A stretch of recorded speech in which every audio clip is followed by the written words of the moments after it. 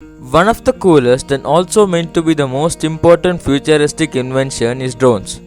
It is also being planned to make use of it in various purposes in the future. It was also being used currently for various purposes. So, if you want to know how drones work, hit the like button. You are in the right place.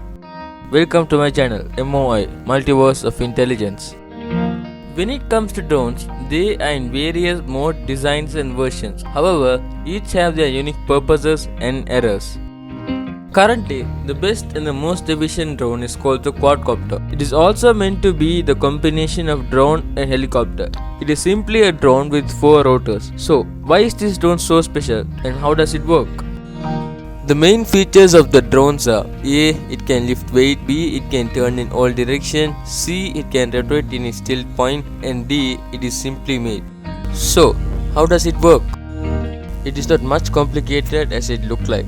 It has 4 rotors where 2 of its rotors spin clockwise and other 2 anti-clockwise, which makes it rise up due to the air circulation. The amount it rises can be simply controlled by the speed of the 4 motors, and it's that simple.